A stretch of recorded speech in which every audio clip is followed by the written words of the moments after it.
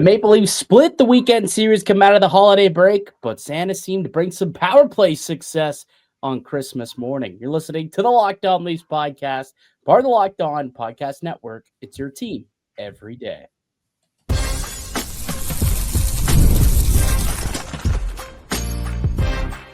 You're Locked On Maple Leafs, your daily podcast on the Toronto Maple Leafs. Part of the Locked On Podcast Network, your team every day.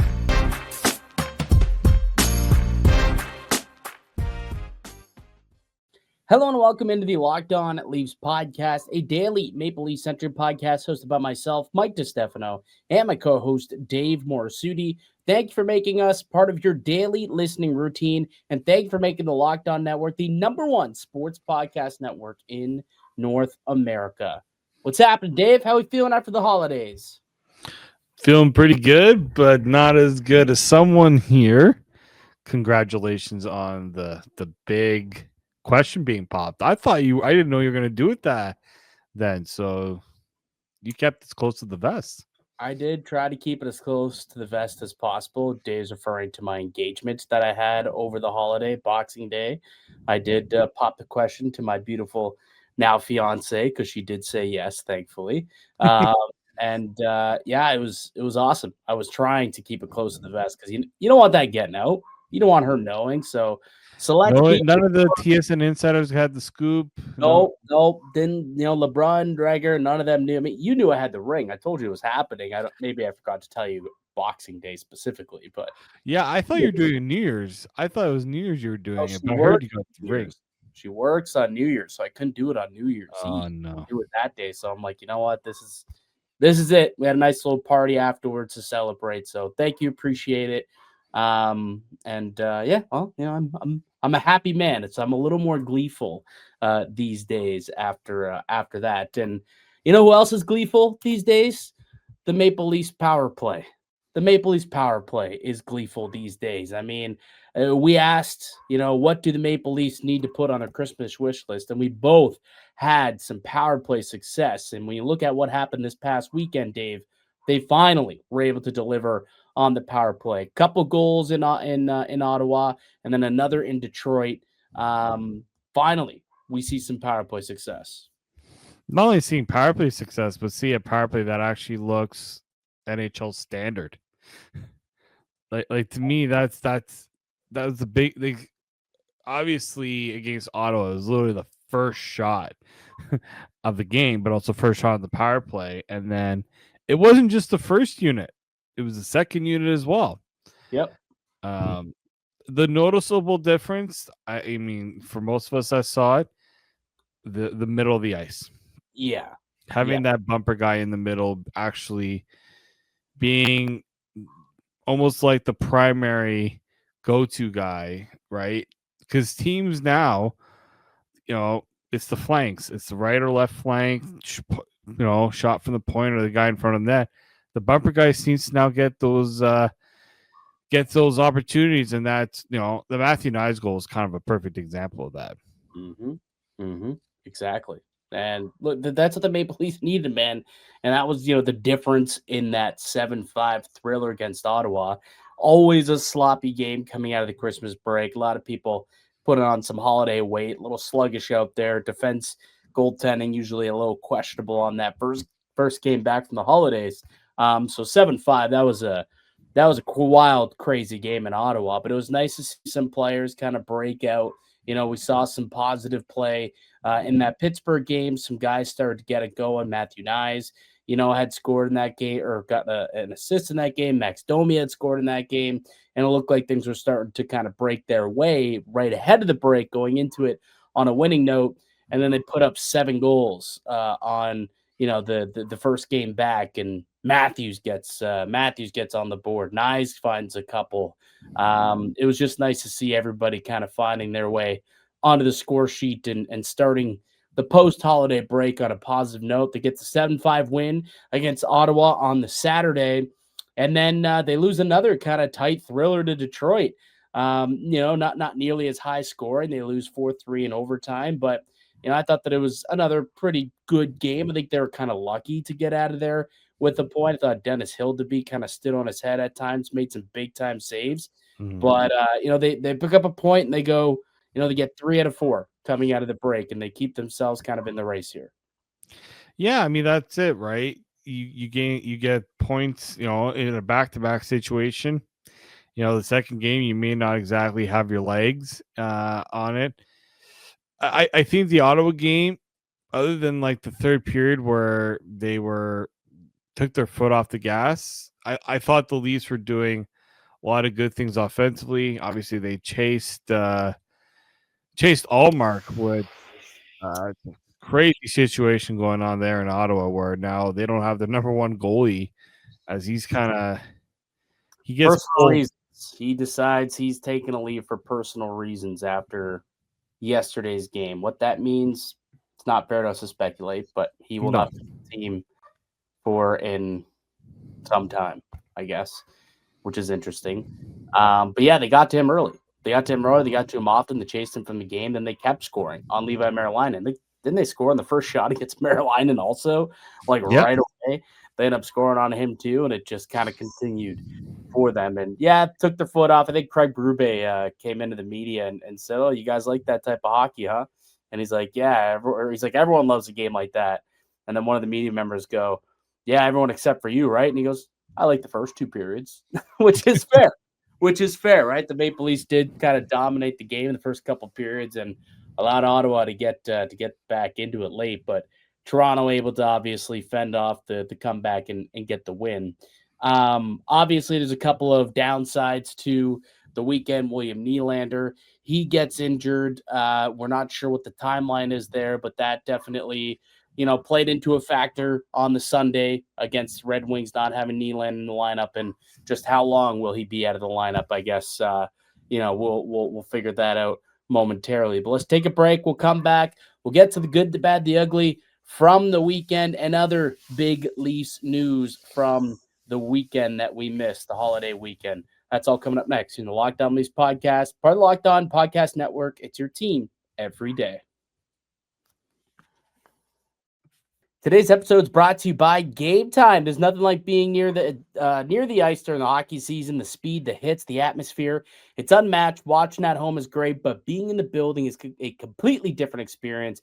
The only thing that used to get in the way to actually getting tickets is the long queues and the screens, prices changing at checkout. That's why the Gametime app gives the advantage back to its fans. It's the hack for unlocking amazing NHL tickets and experiences in just a few taps. You just pull up the Gametime app, you check out its upcoming games, you see the Leaf game, boom, click on it. The app is incredibly easy to use. You can browse, compare, buy tickets in just minutes. And one of my favorite features, the view from your seat, so you know exactly what seat is going to look like, your view is going to look like before you buy it. Take the guesswork out of buying NHL tickets with Gametime. Download the Gametime app, create an account, and use code LOCKEDONNHL. That's LOCKEDONNHL for $20 off your first purchase. Terms apply. Again, create an account, redeem the code LOCKEDONNHL for $20 off. Download the Gametime app today.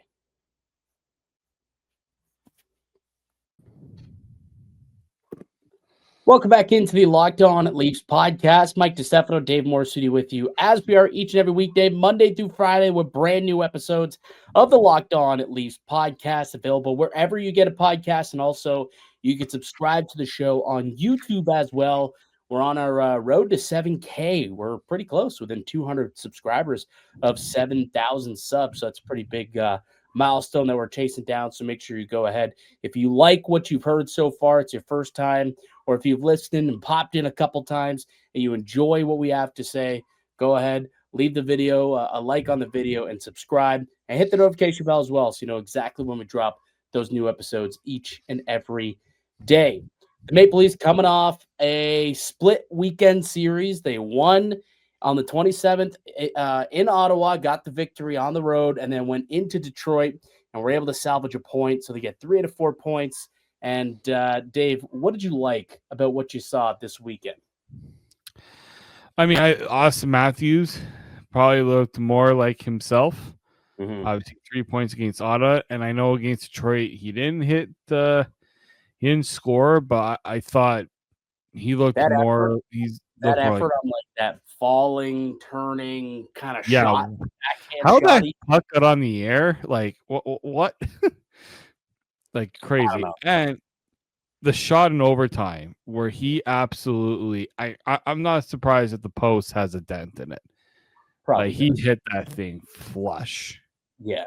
Yeah, it probably does, realistically. That was quite the opportunity that they had there in overtime. And it's always happens that way. You get one chance in overtime. If you don't score, you hit the post, you got numbers going the other way, and that's kind of what ends up happening. Edvinson finds himself alone with time in front of the goalie, makes a move over Hildebeen, is able to kind of tuck it in and get the win. But you're right. I thought Auston Matthews, you saw what Matthews is supposed to be. I mean, this is what we're hoping to see out of Auston Matthews. He had that little break. Now, he did leave today's game with an injury. He went to the locker room. He did return. So it's not like, he didn't return, like unlike Nylander. So it sounds like he's going to be okay. I hope he's okay because we did start to see some of the things we like out of Matthews. I mean, 8 shots on goal in Ottawa, and then how many shots did he finish with in Detroit? I think he ended up with a hefty amount of shots on net against Detroit as well, if I'm not mistaken. 5 shots, so 13 shots, and that's what we need from Auston Matthews. You need to be shooting the puck. You got to be lethal. You got to be a guy who's a threat again for the Toronto Maple Leafs. And what happens? Good things are happening with Auston Matthews. He ends up, getting a couple of points. What do you have? A 3-point night in Ottawa, ends up with another point here tonight against Detroit. So it's exactly what we want to see from Auston Matthews. So him coming out of the break with a little bit more urgency and a willingness to get the puck on net, I think is a really good sign for the Maple Leafs moving forward. I thought Matthew Knies, again, also played really well on and off the puck. I thought he was absolutely tenacious getting pucks back for Toronto this weekend. I thought he played really well. I thought Nick Robertson played really well as also. I think Nicky Bobby, unbelievable shot to put the Leafs up 3-2. It's a shame that, Detroit goes back and scores just seconds later, but just a really good forecheck by Tavares, gets the blue puck loose, and then gets it over to Robertson, who kind of just set up shop in the slot and got a really good, clean shot off to beat the goaltender high. And that's a couple here for Robertson, and it's not just again on puck; it's off puck play as well. The way that he's able to carry the puck, he seems to be stronger on his skates, over the last couple of games. So Nick Robertson has played really well too. So I wanted to kind of give him a little bit of a gold star for his performance this weekend. Yeah, deserving so. Like the effort that he put, forechecking, going for pucks, hunting down pucks, and getting to scoring areas, right? Like with the amount of line juggling that's been going on since all year. Like there was already more line juggling when they got back from the Christmas break. That okay, it's on him to make the most of his opportunity. And again, he's had a very up and down year. He's been good at times, top 6 Nick. Then it's been kind of quiet. I think consistency in his game, he has to continue to bring it, and it's a good step in the right direction. I thought it was him, Tavares. I thought they had a pretty good game. Tavares, I thought has looked a lot better the last couple of games. He's put up points again, but it's his ability to go and get to the loose pucks and things like that. I think that was a good sign for both of them. Yeah, totally agree. That Max Domi played really well in Ottawa too. Had some shifts tonight where he was noticeable. So him also just kind of starting to arrive is nice. It's only been a couple of games, so I'm not going to sit here and be like, oh, the Leafs are back, because I don't believe they're back. We've said this plenty of times before, but they've strung together a few good games here, right? They played well in Pittsburgh heading in. The first 40 minutes they played well, then they're able to shut it down and bring it home, at least against Ottawa. And here against Detroit, I thought that they were outplayed, for the most part, I will say. But they got some good goaltending. They got they scored on the power play. And, you end up getting a chance to salvage a point when all is said and done. So, next up, the Maple Leafs are actually, they got Keefe and the Devils, if I'm not mistaken, on Tuesday. So that'll be a big game for them to try and get the win there to close out the 2025 calendar year on a high note, try and climb the standings even more. But I guess the last thing, like the power play, I guess, was solid this weekend. And I know we talked about it a little bit, but I was just going to check and see, okay, after this weekend, where are the Maple Leafs on the power play? And it's so funny, man. Like this is how easy it is to move up when you get a couple of power play goals. You go from 32nd in the NHL, 32nd best power play, aka the worst power play in the league, to 27th. So they jump up 5 spots in the league power play rankings just by adding 3 power play goals over the weekend. Like that's how simple it is. That's the little amount of special team success you need to get yourself closer to league average, or at least pull yourself out of the basement of the league when it comes to the power play. But it did look pretty good, which is something that the team desperately needed to change. And they made the change to the coach, and so far it's worked out well. They did add to the coaching staff. We'll get to that in a minute, but they did add to the coaching staff. Little tease for you. The bad. What didn't you like about this weekend's performances? Losing William Nylander. Tough. Yeah. Was there an update there? I know that he was just ruled out today. And ruled out day to day, right? But we don't know what that means. That could be a day, 2 days, 2 months. Who knows what that means? But that's obviously a tough loss if the Maple Leafs. It's a tough loss. It's an unfortunate loss, and I do think that it changed the momentum a bit in the Ottawa game, losing Nylander, because I thought he was really good. Look, Nylander is the catalyst offensively right now for this team. When he was putting up the points against Pittsburgh, he realized what exactly this Leafs team was missing offensively when he wasn't producing, when he wasn't scoring. And, it was kind of the similar story. Yes, they were able to beat Ottawa without him, but it just felt like they were missing that drive offensively. And I think, if he was playing against Detroit, it probably would have been a bit of a different story. I thought the Leafs were pretty good. Like, they had some good moments against Detroit, but they were missing another horse offensively to keep things going. So I do think that we'll see day to day, as you said, can mean a lot of things, right? It could just be reevaluated, or it could be worse than initially thought of. So I think not having him is going to be it's going to be tough to not have Nylander in the lineup. Like, this is something new for this Leafs team. They haven't had stretches without Nylander, right? He missed a few games early in the year, and it was noticeable when you don't have him in the lineup. Yeah, absolutely it is. He's one of the best players, man. Like, he after Matthews, it's Willie now, right? Like, there's no Marner in between to kind of close that gap. It's Matthews, it's Willie, and then there's a battle for third, I suppose. But when you're missing one of your top 2 players, it's certainly noticeable. And I mean, they only scored twice tonight, right? That might be a reason. Willie is a guy who the last couple games has started to get going. We have 3 goals in the last 2 games, had a couple in Pitt, scored the opening goal before getting hurt in Ottawa, and then gets injured, and now that offense is gone. So, hopefully it's not long term. I'd imagine we'll hear, well, who knows with the Maple Leafs and the way that they update people on injuries, but hopefully we get more of a sense of the severity of the injury tomorrow at practice, and whether or not he'll be, questionable or a game time decision for the Tuesday night matchup against the New Jersey Devils. The fourth line tonight didn't like their game a whole lot. The underlying numbers too, even, speak to how crummy of a night it was for the Lawton, Lorentz, and Easton Cowan trio. All 3 of them tonight, all sub 13% expected goals.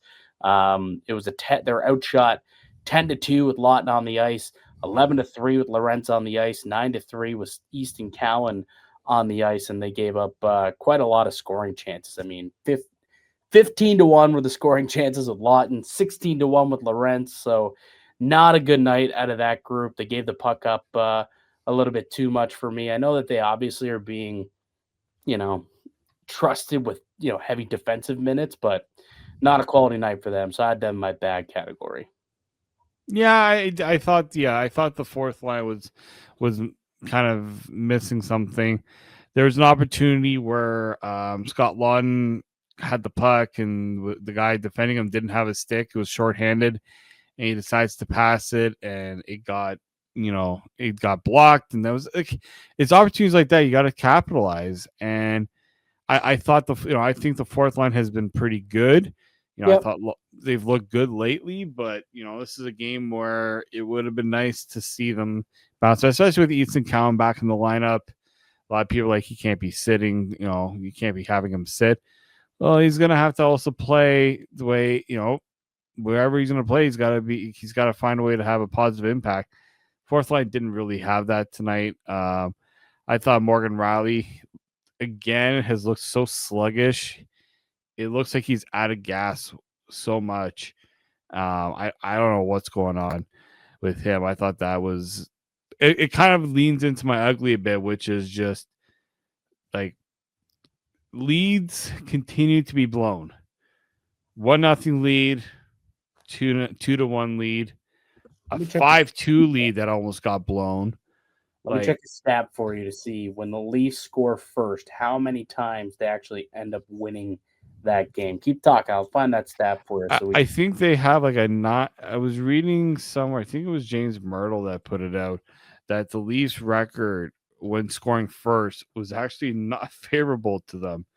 Like they continue to kind of shoot themselves in the foot too much. So let's see. How many times have the Maple Leafs scored first in a game? They know that stretch where they scored the first goal on the first shot. So they've scored first in 18 of their games, and they're 9-6-3. Only a 500 record when they score first. 9-6-3. So they're winning games, but 9-6-3 is it's. You would hope that when you're leading and you're starting out on top that you would do well. But I remember the stat that really, really bugged me earlier in the season was the stat where they were leading after 2 periods. So when you're leading the 2, losses leading after 2, I think the Maple Leafs are pretty high up there at this point. Yeah. That used to be the one thing last year. The Leafs had a lead in the second period. At one point they had like one loss when they were winning after 2 periods. Yeah, they've got 5 losses already when leading after 2 periods. So they're 9-3-2. Like to me, that's been, I think, if you're looking at areas that have plagued this Leafs team, their ability to hold the lead has to be number one, in my opinion. Because a hockey reference, when leading after 2. I mean 9-3-1, no? Or 9-3-2? 9-3-2, yeah. Yeah. As you said, like they were much better at that last year. Actually, I could probably pull that up pretty quickly. Oh, I think they only had like 1 or 2 losses when leading after 35, 1-1. So they only lost 2 games all year. All year last year, they only lost 2 games. They only gave up 3 points. That's it. Only gave up 3 points out of a possibility of when they're leading after 2. And this year they've already lost, 3, 6, 8. They've already given up 8 points that could be in the bank. And they're not even halfway through the season. So 5 of the 38 games so far, they've squandered. They're also 0 for 5 when trailing after the first period and 0 for 7 when trailing after the second period. Oh, so basically the Maple Leafs, if they don't score, if they're not leading in the game, they're not winning the game. Yeah. No, how's that possible? So when they're trailing after the first period. Yeah, but I think they were trailing after the second. I can think of like a couple of games where they've come back. Like that Pittsburgh game, they were down 3-0 in the second period, and they came back and scored 4 unanswered. I mean, I was like, hockey reference has got to get their that happened, right? I'm not remembering that one. Pretty sure. I'll look back at that game because I think you're right on that. Like to me, this Leafs team, it's clear what Craig Berube wants them to do. It's just not really working from. Yeah, they were down 3-0 in that game. Yeah. So that's clearly one game that they did come back. But it's probably one of the few games I've seen them, right? It just feels like when I was watching this game against Detroit, even Ottawa, they kind of just looked a little deer in the headlights. Like Ottawa was bringing the speed, and they didn't know how to respond. Detroit really poured on. You said it. Dennis Hildeby kept them in the game. That's because Detroit upped the intensity, and they were a step behind. Like things like that can't be happening, right? No. And it's happening way too often. And I think that's the one area of their game. If I'm the coach, like, you know, when you're looking at for answer, what's been going wrong, that's clearly an issue. He has not found the answer to that yet. Yeah, well, that's structure, man. When you play with structure, like you get a lead through 2 periods, and you kind of just buckle down, and you don't give up anything, right? And you try and bring it home. And the Maple Leafs have not really been able to do so. The stat on NHL.com for when they're trailing after 2 periods, 2-11-3. So only twice have they come back after trailing through 40 minutes of play so far this year. 4-6 when trailing after the first period. So there have been some wins where they've come from behind, which is, you know, makes sense, but not as many. Again, 2-11-3 record when trailing after 2. So just twice have they been able to muster up a victory, which could very well be the worst in the league in that regard. Let's see what the win percentage is. Who has the worst win percentage trailing after 2? The Devils have not done it. Neither have Boston. So there actually are a couple teams that have not been able to come back. Maple Leafs are 13th in the NHL in that category. But anyways, yeah, definitely the inability to hold a lead and just kind of lock it down and completely play a full 60 minutes has been an issue all season long. And it was an issue again, you know, in Ottawa where they kind of gave up a lead, and even here in Detroit, you know, like Nick Robertson scores halfway through the third period. You're thinking, okay, we got some momentum. Let's just lock it down here in the third period and try and, you know, get squeeze out this small win. And the very next shift, you know, they give up a goal to Mason Appleton to tie it, and they end up losing in overtime. So it came back to bite them again.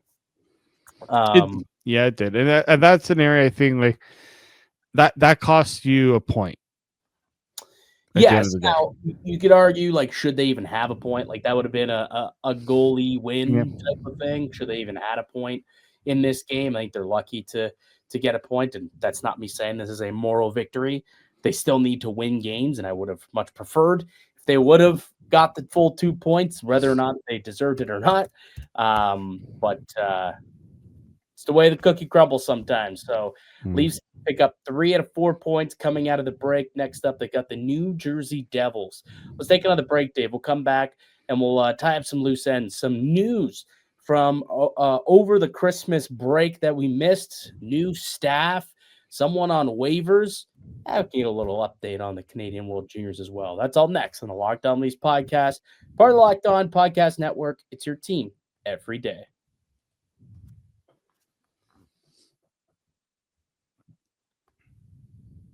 The Locked On Leafs podcast continues. Mike DiStefano, Dave Morassutti with you. So the Maple Leafs did make a coaching change right before the holiday break. They ended up letting Marc Savard go, and they had said they'll take the break and think about whether or not they want to add to the staff. Sounds like they wanted to add to the staff, and they announced yesterday that Steve Sullivan had been promoted from the Toronto Marlies up to the Toronto Maple Leafs and will join Craig Berube's staff. And Saturday was the first time that he was behind an NHL bench, with the Maple Leafs. And again, obviously, Sunday in Detroit. So Steve Sullivan, now part of the coaching staff here in Toronto. Dave, any comment there? I mean, I had to remind myself that Steve Sullivan was a part of the Marlies coaching staff. Yes. So, yeah, I mean, good on him. And I know a lot of people are already giving Steve Sullivan majority of the credit for the way the power play has looked. I also think Derek Lalonde has had a few things to do with that as well. They kind of made it a point to say both of them were going to be working on this, and you saw it in practice. You saw it even on the thing after like the first or second Nylander goal. Like Steve Sullivan has this like smirk on his face, and Derek Lalonde's like looking at him like, "Yep, okay, it's working." Yeah. It also really irritates the crap out of me though. Because what have they been doing the last few months where this power play has been absolutely killing them? Yeah. And it's not even like, are we really saying that bringing in Steve Sullivan all of a sudden made this thing work? And it's not the fact that Derek Lalonde has also implemented a few new things. Like Craig Berube came out and said, yeah, it didn't look stagnant. It looked a lot more. It's looked a lot more connected. I'm like, yeah, gee, Craig, we've only been asking for that for the last, since the beginning of the season. Like, to me, if I'm a Leafs fan, I'd be irritated by the fact that this is all of a sudden looked so much better when the opportunity to bring up Steve Sullivan has always been there. It's not like he brought him from outside the organization. He is literally in your house. Yes, correct. That's always been an option, an opportunity. Now, you wanted the Leafs to try and see if they could work themselves out of it. Sure. Heading into tonight, they had 14 goals total on the power play this year. Now, if you look at the underlying numbers, their expected goals on the power play is 23.4. Now, that is still third last in the NHL in expected goals for. It sounds a lot better than it is, I will admit. I mean, maybe if let me do it by rates instead of total goals, but I'll do it by rate instead for expected goals per 60 and see where that lands them at that point. Yeah, I mean, it still lands them like, 20th in the NHL in expected goals, but that's a lot better than dead last. You know what I mean? And I think that's ultimately what Toronto was hoping was, hey, the process is there to be operating like the 21st best power play in the league, which is nothing to write home about, but it's actually resulting in the 32nd ranked power play. So, law of averages suggested that the power play was going to break out at some point, and they were hoping that it would happen under Mark Savard. It didn't. Whether or not there's a correlation to Savard leaving, Sullivan coming in, getting some input from Derek Lalonde, maybe the players are playing a bit more guilty and they play with a bit more purpose and urgency on the power play, and maybe they were playing more freely also because of the move and maybe a new lease on life. I don't know. It could all be coincidental that the power play, breaking out here, I guess, over the last couple of games has anything to do with the changes that were made. But the fact of the matter is they were dead last going into the holiday, and now they've scored in back-to-back games coming out of the holiday break and find themselves up to 27th in the league instead of 32nd where they were when we woke up on Christmas morning. So positives for the Leafs power play. It's looking better. They're producing and they're getting results. So hopefully they can continue that moving forward, and Steve Sullivan will be part of that. Also, earlier today, found out that the Leafs were placing Marshall Refi on waivers. So he was assigned to the Marlies. Don't anticipate anyone claiming Refi. I would think that he'll clear and go through to the Marlies, I would think. So not someone I'm too concerned about the Maple Leafs losing on a waiver claim, but just a little piece of Leafs news there. Is there anything else Leafs wise that I'm forgetting from over the weekend? I know there was the news that Pete DeBoer reached out to Craig Berube and pretty much said, like, don't worry, bro, I'm not coming. Yeah, haven't been contacted, not taking your job. It's all noise. Don't worry about it. Yeah. So those who keep commenting, fire Berube, hire DeBoer, doesn't sound like that's in the cards anytime soon. That's for sure. And I mean, at least have played better the last few games here. They've kind of turned it around a little bit.